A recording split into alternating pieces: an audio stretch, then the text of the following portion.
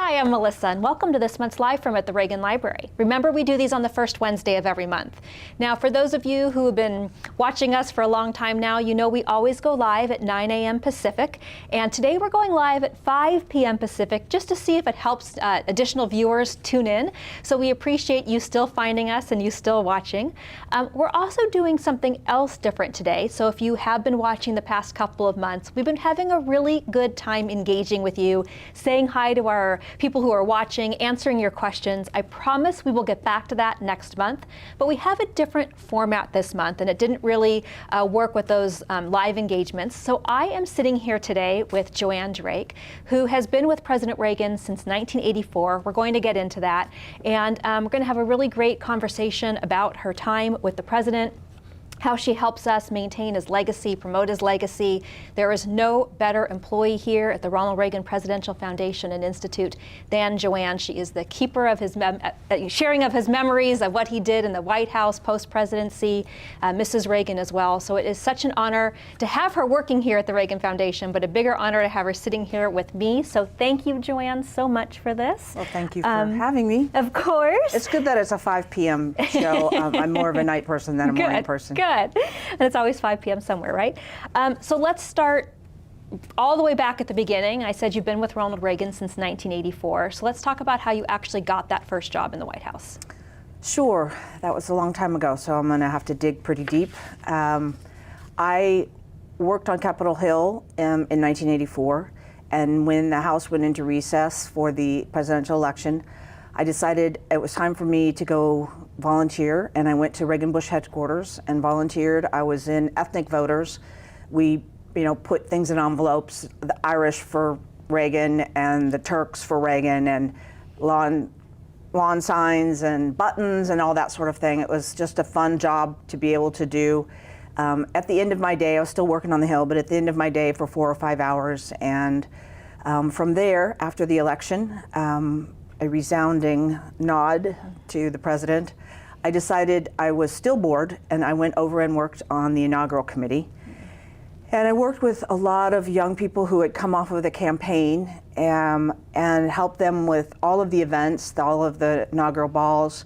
A great memory for me was I helped with the fireworks, and on the night of the fireworks, I actually was handed a check for over $1 million. I'd never held such a thing in my life, in an envelope, to deliver it to the fireworks guy after the fireworks went off, so that we could ensure that he delivered on what he promised. And when that was over, I literally went back to my desk on Capitol Hill and got a phone call from the guy who had been my boss, Jim Hooley, at the inaugural committee. And he wondered if I had considered working at the White House, and would I be interested in a job there at the White House. And I said, well, yes, of course I'd be interested. And he said, well, I have one. Would you like to have it in the advance office? And I said, I don't even have to think about this, Jim. Yes. The answer is yes. And so I went to the White House almost the next day because I had clearance already from OPM. I had put my papers in just to get the clearance in case a job ever came up. And I hadn't set my sights on the White House, but it was, for me, that was the ultimate job. And I started in January of 1985 in the Presidential Advance Office, and I stayed almost to the end. I was, I think, taken off the payroll in December of 1988.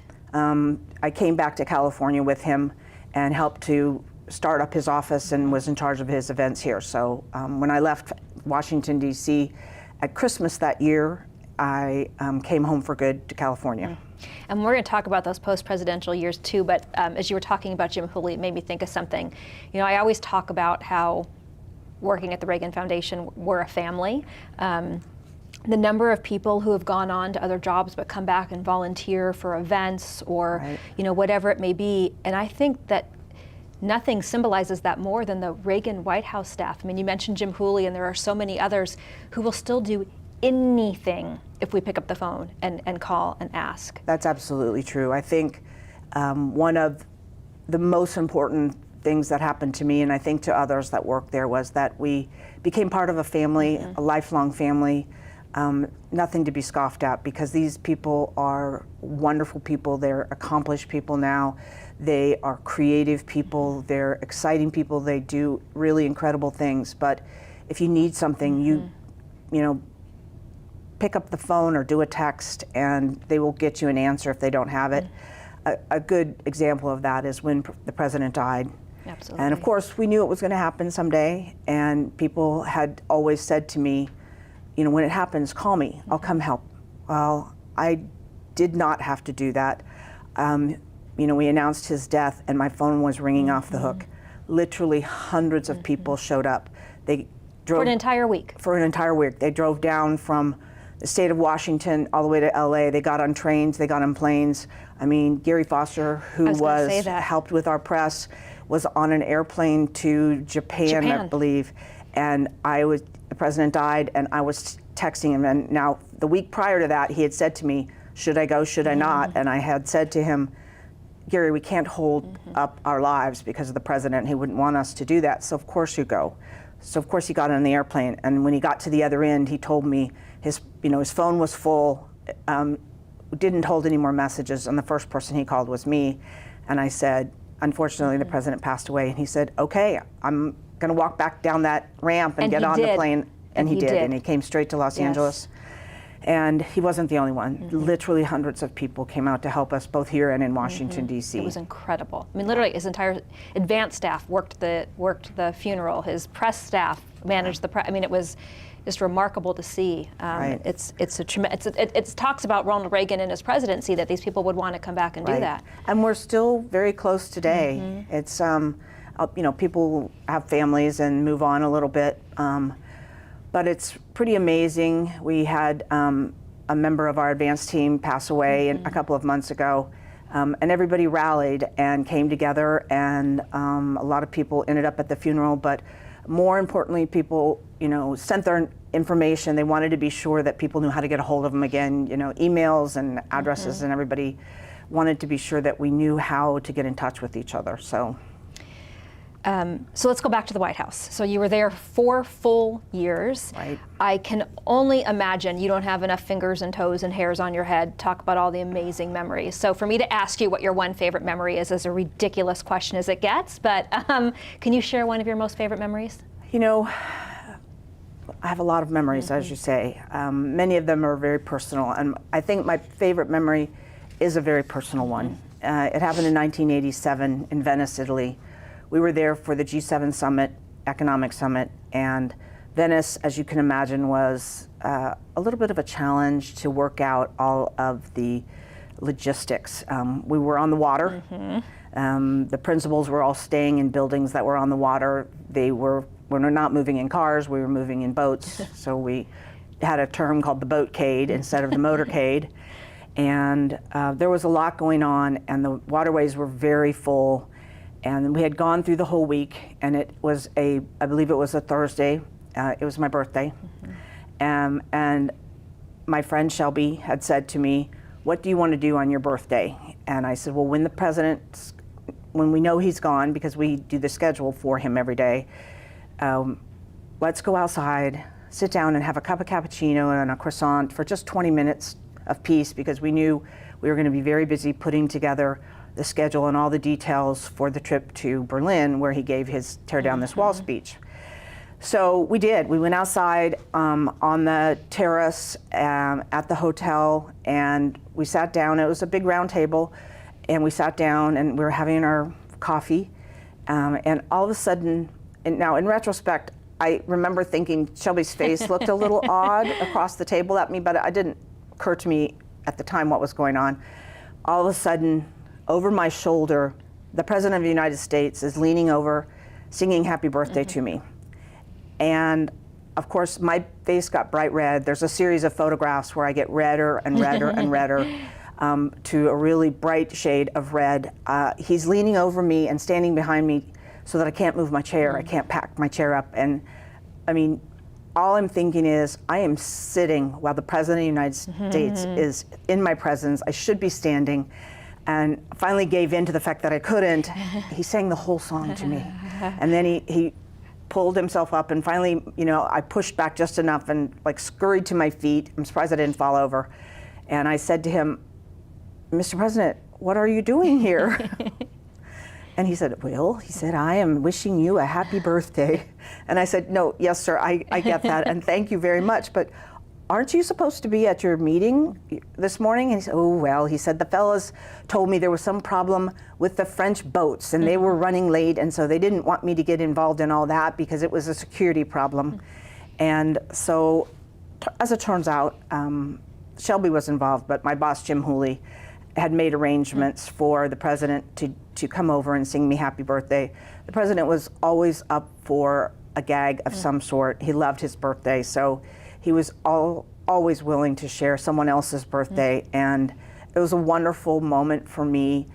It really showed me, you know, that he was just a normal person, and he, you know, he wasn't standoffish. It wasn't, you know, that you couldn't talk to him about anything. The fact that he would wish some really low-level employee a happy birthday really meant a lot to me. You know, I have the fortune in this job to meet a lot of people who worked in the Reagan administration, and I almost always ask the question, tell me a behind-the-scenes story that gets at the character of Ronald Reagan. I mean, that is the epitome of that, right? I mean, that he would take time out of his time at a G7 summit to wish a staff member happy, to sing to a staff member happy birthday. Yeah, he didn't just incredible. come say happy birthday. He sang a whole song and spent a few minutes, and I mean, he could have been using that time for briefing, and he wasn't. And it was a special day. I'm not sure I got a whole lot done in the next couple of hours because I was still sort of in shock about what had happened. But you know, I could easily sit here for 5 days and ask you 9,000 questions, and we don't have time for that. But I would just be curious. I mean, you worked in the advanced staff for 4 years in the White House. So you just said in the lead up in that story that you then went to Berlin for the Tear Down This Wall speech. What were some of the other, and you don't have to give us the whole story, but what were some of the other locations that you actually helped prep him for? Moscow. That for me was culturally fascinating because I had never expected to be in the Soviet Union in the 1980s, and here I found myself in Moscow, and it was, you know, sort of a pinch me moment the whole time we were there, but it was really fascinating. The first flight that we went in on the pre-advance, we landed, I believe, at Sheremetyevo Airport, an airport that had never been used by another country. And here we were landing in an airplane that said United States of America very boldly on it. We had taken 27,000 in there so that the pilot could practice coming into that airport. And really in the middle of the Cold War, to have a United States aircraft land there, I'm not sure I really appreciated it the moment we did it, but it hit me a day afterwards that, oh my gosh, what they all must be thinking.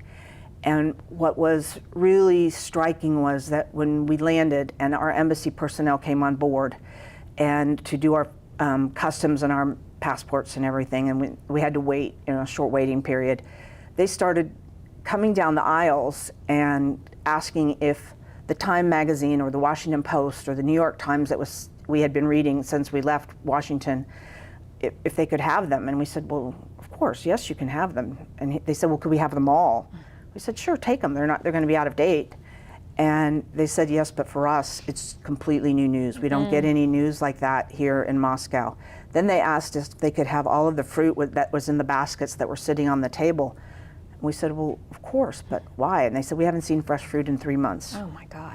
So it really struck us hard that Americans who worked at the embassy were living in those conditions. And from that point on, anytime an aircraft that was associated with this trip to the Soviet Union went to Moscow, it was packed completely head to toe with supplies, everything from daily supplies to fresh fruit and magazines and newspapers for the embassy people. One time we even collected everything that was left over from the Easter egg roll at the White House because, embassy had young children there, and so it was used for a late Easter egg hunt for them. It was a very different place, and I'm glad I didn't live there. And I was never so happy as to fly away from that place when it was finally all over.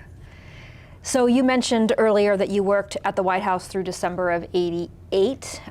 You went with Ronald Reagan to help him open up his Office of Ronald Reagan in Los Angeles post-presidency. Right. And then just I think a year or two later, you actually became his post-presidential chief of staff. Can you talk about how that transition happened? Sure. It was a little bit longer than that. Okay. It was in more like 1993. Okay. Fred Ryan was our chief of staff. He had come back from Washington here. He actually was from Los Angeles, so for him it was coming home. Mm-hmm. For me, it was coming back to California, but I had never lived in Southern California, so it was very eye-opening in that regard. But once we had done a lot of traveling, we had done a lot of events, and eventually it became clear that the president was struck with Alzheimer's, and that he wasn't going to be able to do the big events anymore. He would be able to meet with people and go to events, not necessarily deliver big remarks of any kind. And there was a point where Fred decided he needed to move back to Washington, and he came and asked me, you know, the president and he had met with the Reagans, and they wanted to know if I would become the chief of staff. What an honor. I was very nervous about it because I knew what that meant, but I did it very happily, and was honored to be able to do that. But it was nerve-wracking. It meant I became their spokesperson, and I became the point person for literally everything. And my depth and my width and my breadth, expanded dramatically at that point, because I was used to just really focusing on events and what went on with events and scheduling and that sort of thing. So it was an honor, but a little bit scary, certainly at first. I think that was the perfect precursor. As we said earlier, you're now our chief administrative officer, doing everything. So I think that really helped set you up for this. So I talked in my intro about how no one protects and preserves the President and Mrs. Reagan's legacy more than you. So can you talk about what you do in this role and how you help keep us on track? Sure. I wish I had a good answer for you. I do whatever is necessary and a little bit of everything. And a lot of it is focused on trying to connect today with the history of President Reagan during his White House years, whether it be people. We still luckily have a lot of people who are living and who remember details of events and policies and that sort of thing. And trying to connect what we do here at the foundation to promote his legacy with those people to be sure that we have the historical record accurate. I also help, when it comes to maybe statues. I've been involved in all of the large statues. Around the world. Around the world. Not all, there's one in Budapest that I actually wasn't involved in, but there's one in London, well, there was one in London. It's on storage right now, but it'll go back to Grosvenor Square when we're ready. But we have a number of statues, and that for me has been a very different sort of assignment because I'm not an artist, but I do feel like I spent enough time with Ronald Reagan, the man, the person, that I can tell maybe not so much what you're supposed to do to make a statue work, but what's wrong, and that I think has been very helpful. I work, try and keep track of the books that are done about Ronald Reagan and the TV shows. I don't necessarily have influence over them, but at least I know that they're, going on. And I think the library itself, the exhibits, the permanent exhibits that are here, trying to help tell the story of a man and his careers. He had many careers. He lived a very long life.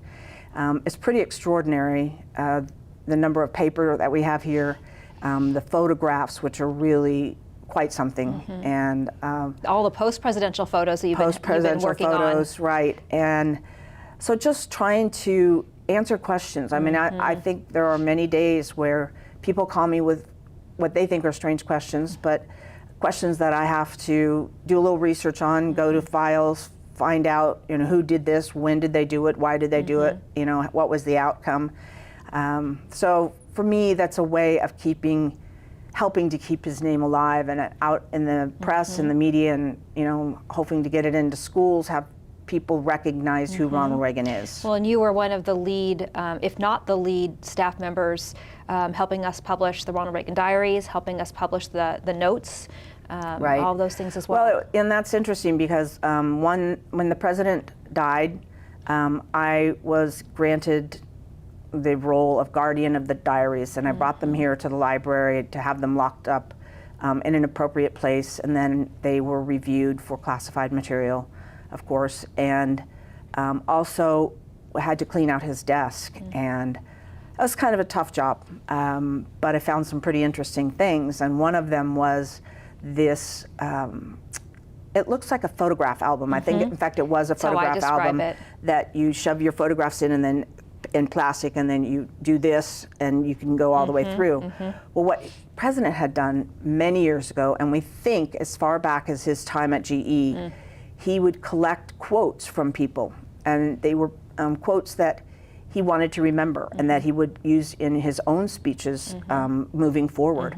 And they weren't necessarily good quotes. Some of them were quotes by Lenin or Marx that he wanted to remember as this is not what we should be doing. And so he would write them in his own handwriting, and he would shove them in there, and then when it came time to do a speech, he would flip through them. He kept it in his drawer at the Oval Office, and he would pull it out, and he would flip through them and find the card, and he'd pull the card out, and he'd add it to his speech cards. And when he went out to give his speech, there would be the quote right in front of him. And it's a pretty amazing collection when you think about it. So we decided that we should publish it. And it really, I think it's a great reference piece for some great quotes that affected Ronald Reagan at some point in his life.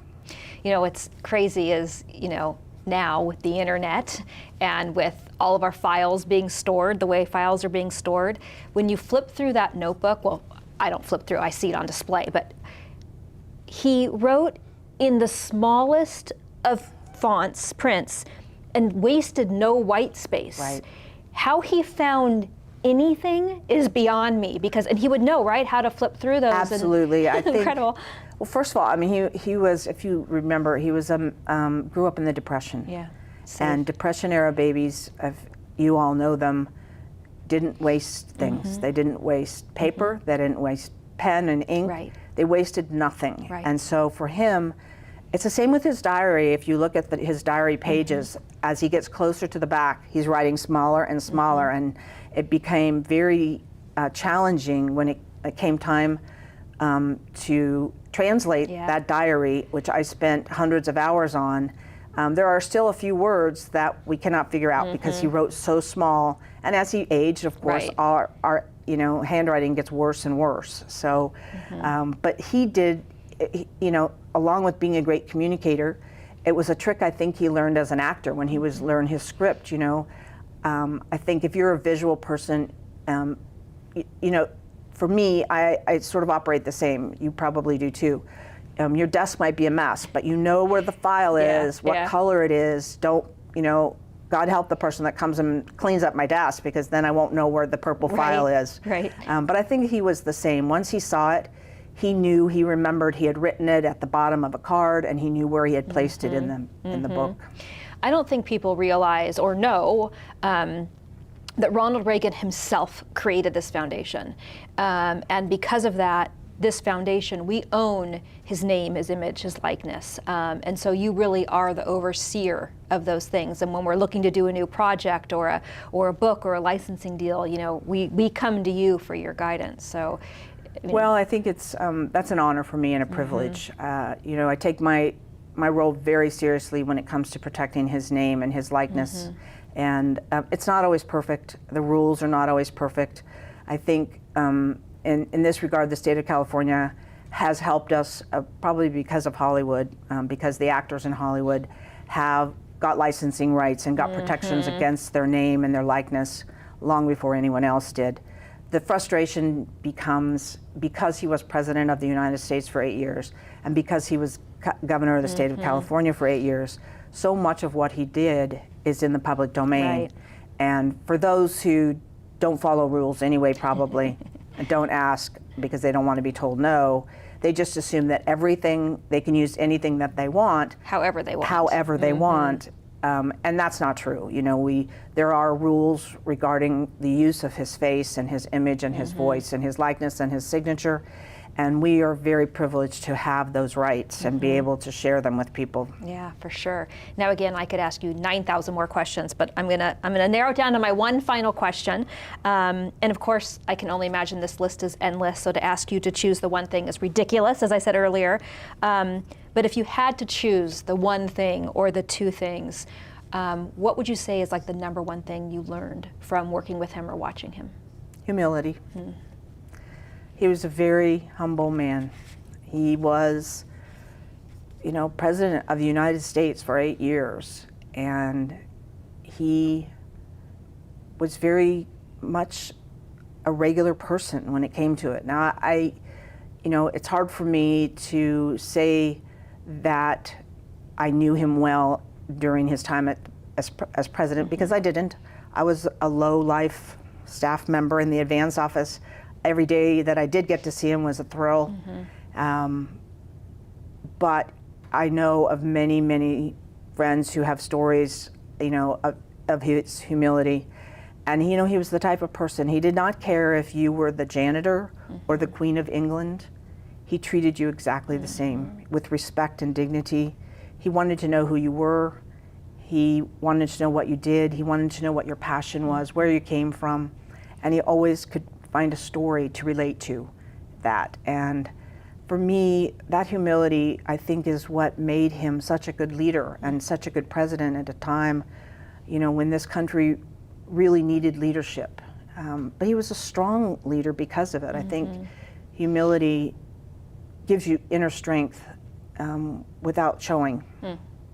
Well, if I could finish this by saying to you, I think that word describes you, because we try over and over and over to pull stories out of you or ask you why you haven't written a book, and you have this incredible life, and you're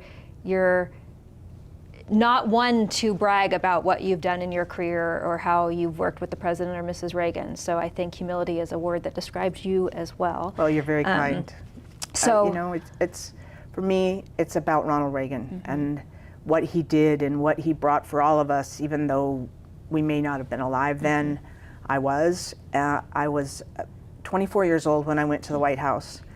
And I think about young people who are 24 today, and I think, my gosh, would we want them in the White House? But as I got older and was with him during his, last 10 years of his life, those were very personal times for me and for him. And I was privileged to a lot of, intimate moments, and they're not things that I feel are important to share. I want people to remember him the way that he was when he was president. And I don't think will ever get enough credit for what he did. I think he didn't want the credit. He gave it to all of us, to the American people, for what we did for, to bring this country back to a point where we were strong enough. We were, we did have enough, I guess, humility about, among ourselves, or that, we could smile again and be proud of what we are here in this country. So. Well, thank you. What an honor for me. What an honor for all of you. This is not something she does. I had to twist some arms and make some promises. So thank you. To everyone watching, thanks for tuning in. Thanks for finding us at our new time. We will, I think, go back to our regular time next month, and we will go back to engaging with you next month. Next month, we'll be coming to you live from inside our brand new exhibition, Defending America and the Galaxy, Star Wars and the Strategic Defense Initiative. So I can't wait to share that with you. Thank you all for joining. I think both of us have been aware every minute we're here that we're surrounded by you, by others who may not be here in this room today, but here in this house, but over there in the West Wing, well, just here in Washington, all a part of everything we came here to do. And it couldn't have been done without you. And we've all shared. And I like to think maybe it's kind of close to what happened 200 years ago. We were all revolutionaries. And the revolution has been a success. But there just aren't any aren't enough words to thank you for all that you've meant to all of us and how hard it is to say goodbye to all of you. But as I say, the only thing that can make it bearable at all is to remember all that you did and how much of a team we did become. And God bless you all. And as I say, there just aren't words enough to express our appreciation to all of you. Thank you, and God bless you all.